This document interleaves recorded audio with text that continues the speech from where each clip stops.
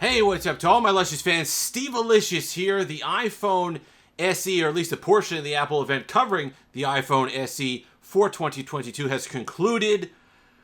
Wow, range of emotions watching that, and we're going to go over it. The first thing I want to talk about and kind of what you need to know before you pre-order the device is there's going to be a lot of noise out there on the internet, in videos, and on Twitter and all the rest of it about the design. And when you review phones and different tech, I try to take two different questions into account.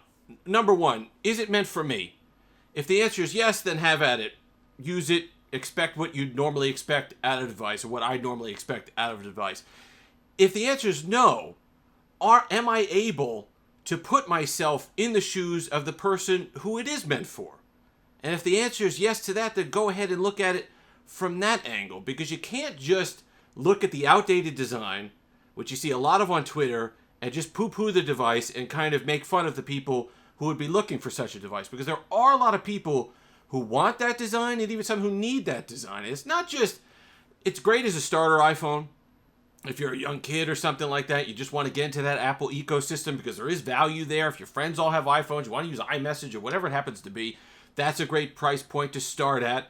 If you're somebody, and I don't mean this as an insult when I say this, because a lot of people say, well, it's not just old people, but if you're someone who has been using iPhones in that form factor for the last 15 years, and you're a little uncomfortable with change, and maybe you were in your 50s, and now you're in your 70s, it's for your mom, it's for your grandma, it's easy to learn, you get that tactile button. Some people just want that form factor, and that's perfectly okay. There's really no issue with that. I think it's great that they at least offer that choice to people who want that. And also there's people with physical ailments, whatever it happens to be. Some people can't have the dexterity to swipe. A lot of the motion gestures and stuff just doesn't work for a lot of people. People need the physical button. So there at least is that for them. The bezels I don't mind. The bezels, look, bezels are bezels. We'll talk about bezels when we review the device because we are going to have one on the channel. I am going to switch over from my iPhone 13 into the iPhone SE 2022. The specs are there. You'd imagine that there's battery life savings there. If you look at just what happened on the iPhone 13 from the iPhone 12, that A15 really is good at battery optimization, at power efficiency. So you think that you're going to at least get better battery life out of the iPhone SE for this year.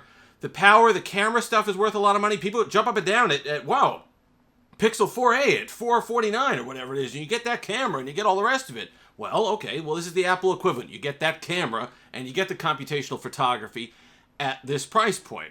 That's something to consider as well. You're getting all the updates. You are getting a quality build, even if it is an outdated design.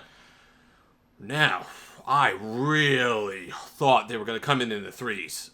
I really thought it was going to be $349, $399. There were some rumors out there saying $299, which to me would have been killer. I would have told people to jump all over it. At $429, it's a little bit more of a conversation, and you can't take victory laps, Apple fans and all the rest of it, for saying, well, they kept the price, despite what was going on in the world, they kept the price for the iPhone 13 and the flagship models exactly the same. They haven't increased them in 2 or 3 years and all the rest of it, and then turn around and increase the price on people you would imagine would need that savings more.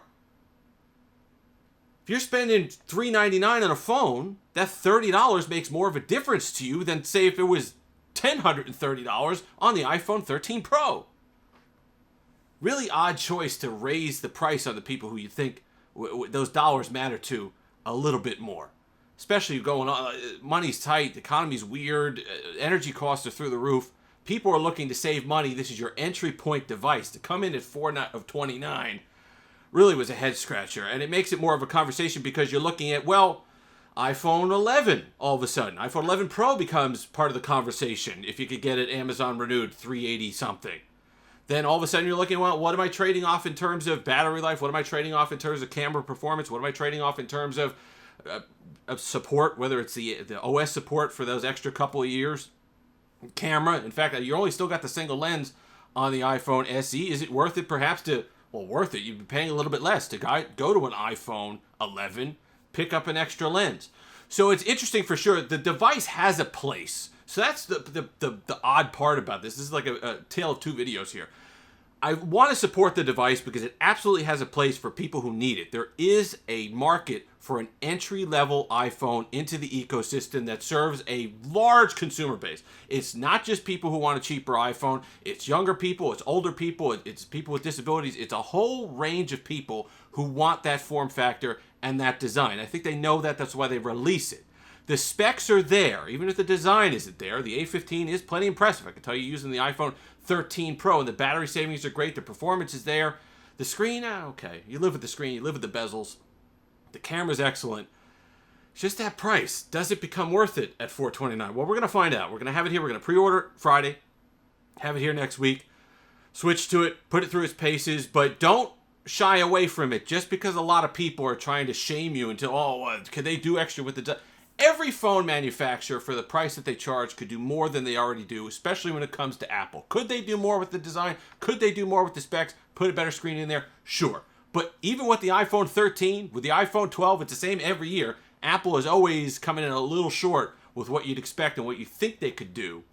But they make it up in some other areas as well. And I think if you're an iPhone SE user, you are going to be plenty happy, especially since you're holding on to this device for 3, 4, 5. I still see people with the original one. The one that looks like an iPhone 5. So people who are SE buyers hang on to it for a long time. They like what they like. They don't like change. I think this is something that could serve them. I just wish it were that at least original price instead of the $429. If you've made it this far, like, comment, subscribe, all that fun stuff. Until next time, have that Steve-licious day.